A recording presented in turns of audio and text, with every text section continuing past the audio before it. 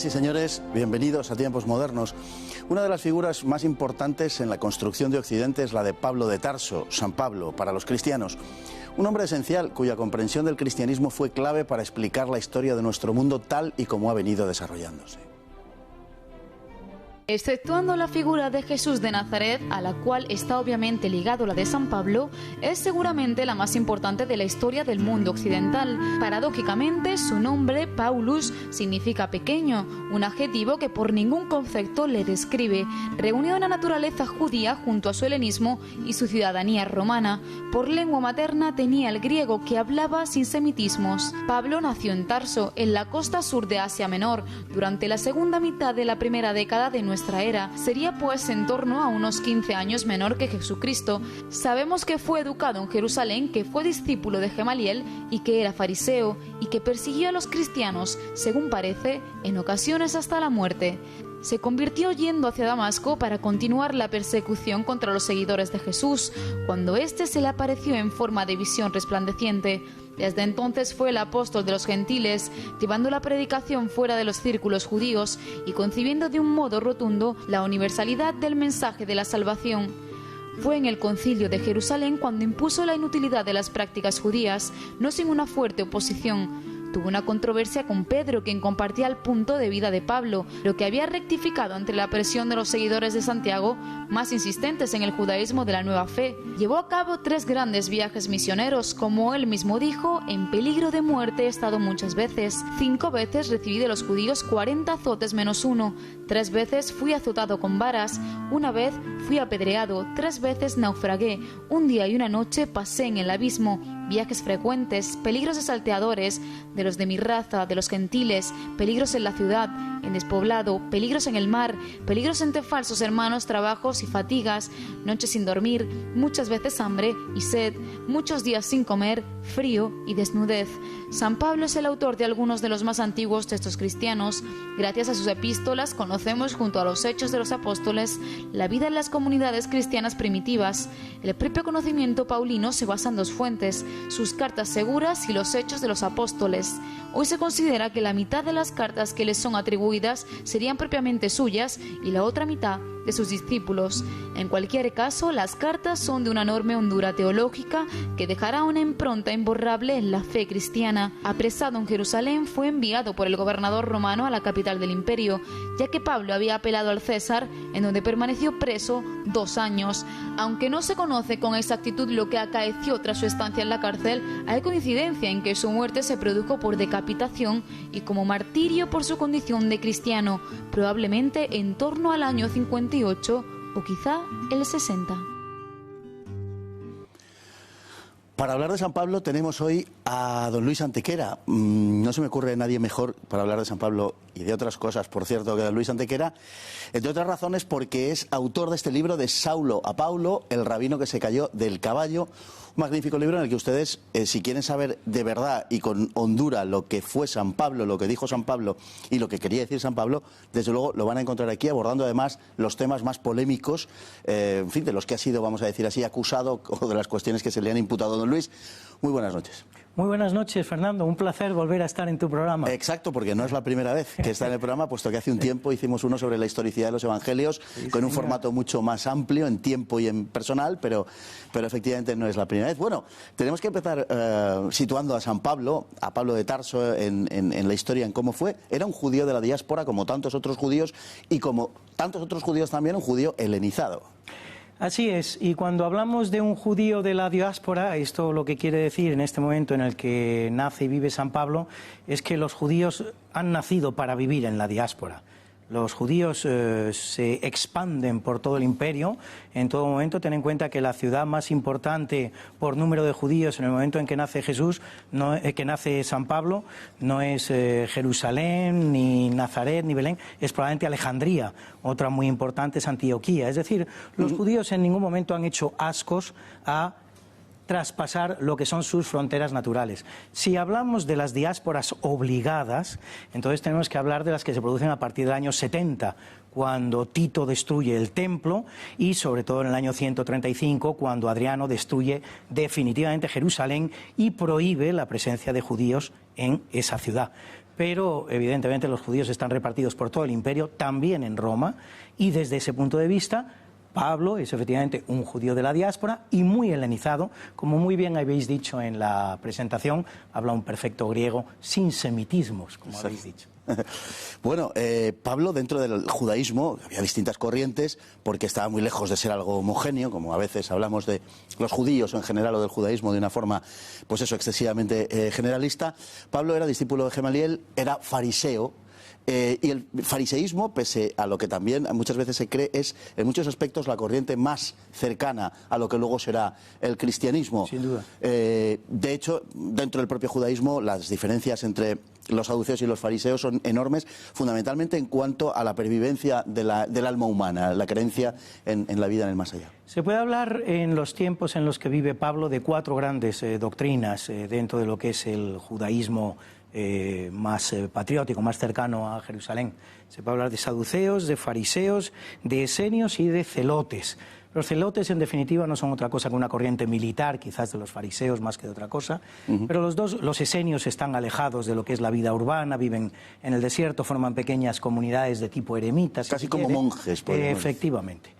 Es muy posible incluso que esa alusión que se hace a la presencia de Jesús en el desierto tenga que ver con algún contacto de Jesús con los esenios. Así lo contemplo yo. Y dentro de lo que es la ciudad de Jerusalén y el mundo urbano jerosolimitano y palestino y judío, las 2 grandes tendencias son los fariseos y los saduceos, a los que une la creencia en Dios y la creencia en los textos sagrados, pero a los que separa fundamentalmente una idea, que es la de la resurrección de la carne. Los fariseos creen en la resurrección de la carne, los saduceos no, ni en la vida eterna. Para ellos existe Dios, pero la vida es limitada y tiene un final.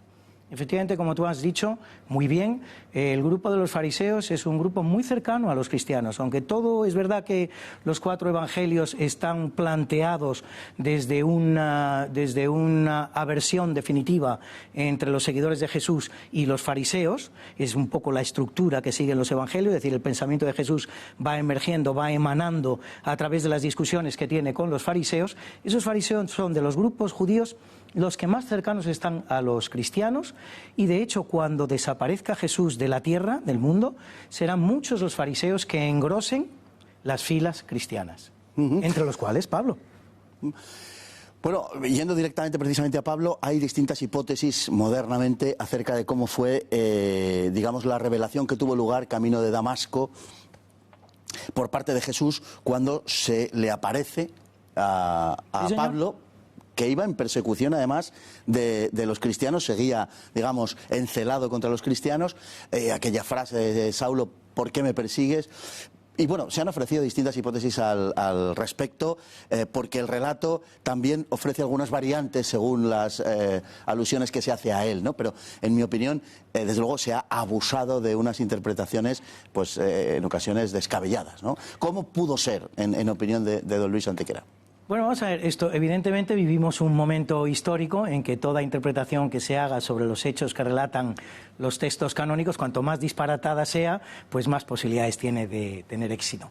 Por lo tanto, bueno, francamente, cada uno que haga su teoría, yo no voy a entrar a desmentir cada una de ellas. Se desmienten solas, los textos canónicos se creen o no se creen, en todo caso se pueden interpretar, lo que no se pueden es disparatar y decir cosas. Uno puede creer que Jesús era el Hijo de Dios y por lo tanto llevaba a cabo prodigios, o puede no creerlo, y entonces todo lo que se dice en los textos canónicos pues no tiene ningún sentido. No, pero es tan sencillo. Ahora bien, lo que es, por entrar en lo que yo conozco mejor, que es el relato de la conversión dentro de los textos canónicos, te puedo decir que este relato se hace en hasta 5 ocasiones. Por lo tanto, no es desconocido al lector de los textos canónicos.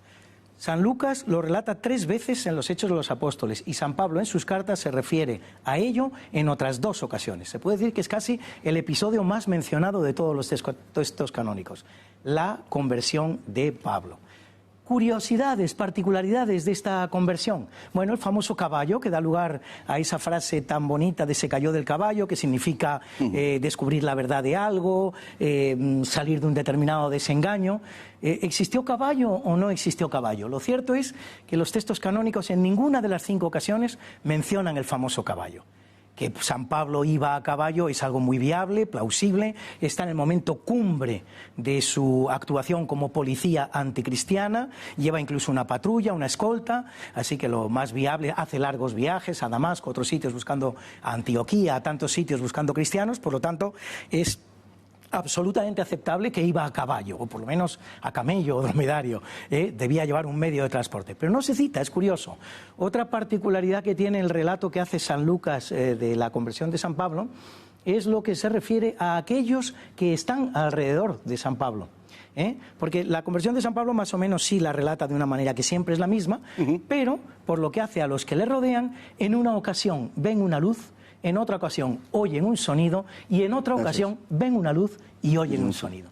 Particularidades del relato desde luego es el hecho cumbre de la vida de San Pablo, marca el fin de la vida de un policía cruel y sanguinario para convertirlo en un profeta bondadoso, con su carácter, que indudablemente lo tiene, pero que no vuelve a derramar sangre, no cree en el derramamiento de sangre y cambia totalmente tanto lo que es su mensaje como lo que es su estrategia y su táctica.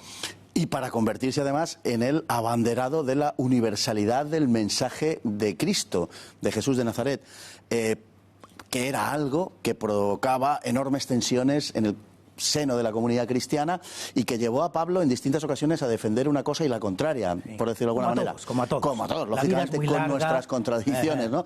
Pero en su pugna con Santiago, Pedro, una vez que había defendido lo contrario, se echa para atrás y es San Pablo el que de alguna manera tira de él. Es un poco el apóstol, mucho el apóstol de los gentiles, el que abre el mensaje a aquellos que son no judíos. Nombre que se da él a sí mismo, es él el que se llama a sí mismo apóstol de los gentiles, dándose ese título. Vamos a ver, la universalidad del mensaje de Jesús. Jesús en el Evangelio de Mateo termina diciendo: id por el mundo, convertid a las personas en nombre del Padre, del Hijo y del Espíritu Santo. Es decir, el mensaje cristiano en todo momento es universal. Todos los apóstoles lo aceptan así, incluso Santiago el Menor, que es el que se queda en Jerusalén, nunca sale de Jerusalén que se sepa, los demás sí salen todos, y hay tradiciones de que unos están en la India, otros en Etiopía, otros en Oriente Medio, otros en Edesa, otros en Europa, etcétera, etcétera. ¿Por qué podemos decir efectivamente, avalar esta afirmación de que San Pablo es el apóstol de la universalidad? Primero, porque es el que lo defiende con mayor vehemencia. Segundo, porque es el que atina mejor en el lugar al que dirigirse para que ese mensaje sea universal. Evidentemente hay un apóstol que es Santo Tomás que se va a la India, pero en la India hoy día no tenemos ni un 1% de cristianos, o un 2%, y eso es producto de las colonizaciones posteriores, no propiamente de la predicación de Santo Tomás. San Pablo atina, se va a Roma, al centro, y desde ahí se expande muy bien el mensaje de ese judío llamado Jesús de Nazaret. Y tercero, y sobre todo, porque es el que se da cuenta de que es necesario trascender absolutamente el mensaje y la religiosidad judía. No estamos ante una religión que haya que decorar, que haya que mejorar, que haya que edulcorar para que lo entiendan otras personas de otros lugares del mundo. No. Estamos ante una religión que hay que superar. Los 5 pilares de la religión judía se ven superados en el mensaje de San Pablo, hasta tal punto de que llega un momento en que los discípulos de San Pablo no son considerados judíos por el resto de los judíos. Claro. Ojo, porque es importante señalar que los apóstoles, por muy odiados que fueran, por muy perseguidos que fueran, daban su mensaje, predicaban en el templo. Se les admitía su presencia al templo. En ningún momento se les rechaza. A los discípulos de San Pablo sí se les rechaza. Hay una ruptura cierta. Y esos 3 hechos que te digo son los que convierten a San Pablo definitivamente en el abanderado y adalid de la universalidad del mensaje cristiano. Bueno, se ha observado que existen algunas discordancias entre las epístolas paulinas, entre las cartas de Pablo y los hechos de los apóstoles, sobre todo en algunos aspectos, pero sobre todo en materia de la salvación por la fe. Y tiene su importancia además por la conexión entre Pablo y Lucas, que sería el autor de los hechos, ¿no? Bueno, vamos a ver, con Pablo, en primer lugar, hay que señalarlo, ya lo apuntas, tenemos la inmensa suerte de poder conocer su figura y su mensaje gracias a dos tipos de fuentes completamente diferentes. Unas fuentes que escribe él mismo, donde él se presenta como él se ve, con sus inquietudes, con sus preocupaciones, con todo lo que le afecta directamente, y una crónica exterior hecha por una persona que le es muy cercana y muy querida, que es precisamente pues, el evangelista Lucas. Contradicciones, ¿cómo no va a haber contradicciones? Los 24 textos canónicos son una colección de contradicciones. Todos los evangelios se contradicen entre sí. San Juan escribe para contradecir a los sinópticos, es así de claro. No estoy diciendo nada que deba llamar a nadie a escándalo. Escribe justamente para aclarar todo aquello que desde su punto de vista ha quedado confuso en los tres evangelios sinópticos. Y por tanto, en el mensaje de San Pablo también se dan muchas contradicciones. Estas contradicciones de las que tú hablas con el tema de la fe no se dan tanto entre el texto de los Hechos de los Apóstoles y las cartas de San Pablo, sino lo que es todavía más, si quieres, grave, entre comillas, se dan en las propias cartas de San Pablo. Es el propio San Pablo en el que en algún momento parece hacer prevalecer la fe como instrumento de salvación y en otro momento parece hacer prevalecer las obras como instrumento de salvación. Concretamente en Romanos es la fe, la carta a los Romanos es la fe la que prevalece. En Corintios, la primera a los Corintios, son las obras las que permanecen. Lo que sucede, Luis, perdona, es que yo entiendo, es que estamos observándolo a la luz de las polémicas posteriores, es decir, de que a partir de Lutero, ya con una cierta anterioridad, pero sobre todo a partir de Lutero, se produce esa disociación entre fe y obras. Exacto. Pero no estaba ni siquiera implícita esa asociación en tiempos de San Pablo. Por tanto, nada tiene de extraño que se refiera simplemente a la fe, entendiendo que la fe implica las obras. Así es, así es. Es decir, efectivamente, cuando él hace prevalecer la fe en Romanos y hace prevalecer las obras en Corintios, no está diciendo en ningún momento, lo que digo en la otra carta es una tontería. Claro. Y ahora me desdigo y digo, no, está hablando de la fe en un momento, parece que le diera mucha importancia a la fe y en Corintios pues le da a las obras. Concretamente, Santiago, Santiago el Menor, en la única epístola que escribe, también da mucha preponderancia a las obras. Pero donde yo quería llegar, porque es lo verdaderamente importante, es por qué Pablo se centra en la fe. Eso es lo verdaderamente importante, no si le da más importancia a una cosa a otra, no.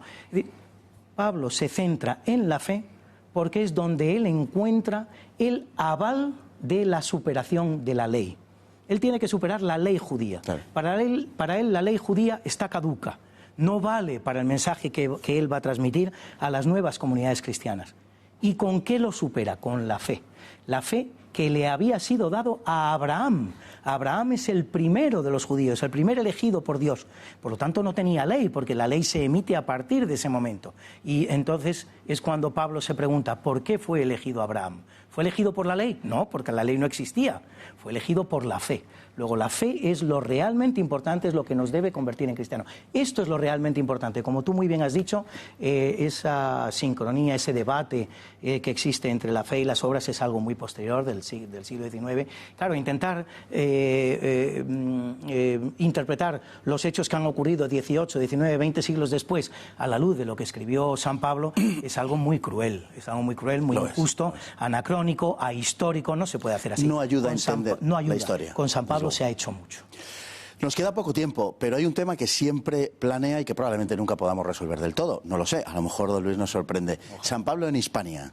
San Pablo en Hispania. Bueno, está absolutamente acreditado la presencia de San Pablo en Hispania. No quiero ofender a nadie, pero históricamente hablando, la presencia de San Pablo en España es más sólida que la del propio Santiago. Sin duda, eso seguro. La tradición es mucho más sólida. Primero y principal, la menciona el propio San Pablo. En su epístola a los Romanos de los años 63, San Pablo, según creo, es decapitado en el año 67, tiene 4 años desde que escribe esa epístola hasta que es decapitado, expresa su vehemente deseo, lo expresa en 2 ocasiones, de ir a España. Sí. San Pablo era un hombre de acción, aquello que quería hacer, lo hacía.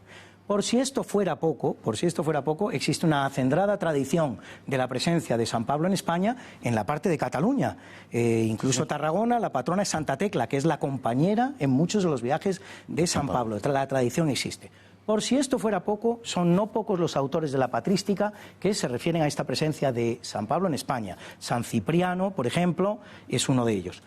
Por si esto fuera poco, lo dice con bastante claridad uno de los primeros papas, el que reina desde el año 89, el Papa Clemente, que en una de sus cartas se refiere a San Pablo diciendo que es aquel que transmitió el mensaje de Jesús hasta los confines del Occidente, que no es otra cosa que España. Y por si esto fuera poco, un texto apócrifo del siglo IV que se llama Hechos de Pedro, dice lo que hace Pedro en Roma en el momento en que Pablo se va a España.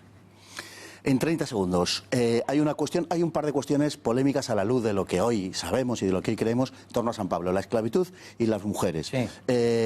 Hay que enfocarlo desde el punto de vista, lógicamente, de su tiempo. En mi opinión, la posición de San Pablo es una posición todo lo contrario de lo que se suele decir, una posición, por llamarlo en estos, o decirlo en estos términos, muy avanzada, porque reviste de dignidad tanto al esclavo como a la mujer, que en cada una de sus relaciones, diríamos, constituirían el eslabón inferior, ¿no? Efectivamente, es un avanzado a su época, es un pionero. San Pablo va muchos siglos por delante de sus contemporáneos. Con los esclavos, igual que con los súbditos, él lo que defiende siempre es la igualdad en dignidad de todos, cosa que hoy día tenemos muy asumida y nos cuesta muy poquito entender, pero que no era así, ni muchísimo menos en el siglo I y en el siglo II. Defiende la idéntica dignidad que tienen esclavos y amos, y él además aboga por muchos esclavos en muchos momentos de su vida, como cuando aboga por la libertad de Onésimo ante su dueño Filemón. Con las mujeres la cosa es todavía incluso más importante. El sentimiento de San Pablo hacia la mujer es absolutamente progresista. Se le reprocha a San Pablo que pedía a las mujeres que estuvieran en silencio en las asambleas. Y esto es verdad, él lo dice en sus cartas, pero no hay que olvidar que en aquel momento, en las asambleas judías, las mujeres no podían Estaban participar. excluidas. Por lo tanto, decirle a las mujeres que estén en silencio es decirles que estén en las asambleas. Las cosas no se pueden hacer de un día para otro, a todas en un solo momento. Hay que ir dando los pasos que convienen. Se dice que San Pablo es el que instituye la absoluta invalidez del divorcio, el matrimonio para toda la vida, la mujer sometida al marido. Es exactamente lo contrario, porque el divorcio en la época de San Pablo y de Jesús era unilateral. Exacto. El único que podía emitirlo, ejercerlo, era el marido, y la mujer se quedaba en una situación de absoluta congoja, de absoluta penuria. Era lo peor. En los evangelios se menciona mucho a las viudas y se las menciona por la situación de soledad en la que se encuentran esas mujeres que no van acompañadas de un marido. Lo que dice San Pablo es: se acabó el divorcio. El hombre no puede dejar a la mujer sola y desvalida. Tiene que hacerse cargo de ella toda su existencia. Así es, don Luis. Tanto entre los judíos como en Roma la situación de la mujer era muy inferior a la que San Pablo predicaba. Don Luis Antequera, muchísimas gracias, autor de Saulo a Paulo, el rabino que se cayó del caballo, y que recomendamos de verdad muy encarecidamente si quieren conocer esta figura, y no solo esta figura, sino el cristianismo primitivo en buena medida. Esperamos tenerle por aquí pronto y que no se haga esperar tanto tiempo. Don Luis, ha sido un verdadero placer estar de nuevo contigo. Muchísimas Fernando. gracias. Y también con todos ustedes, y que sigan ahí un día tras otro hasta el próximo programa, si Dios quiere.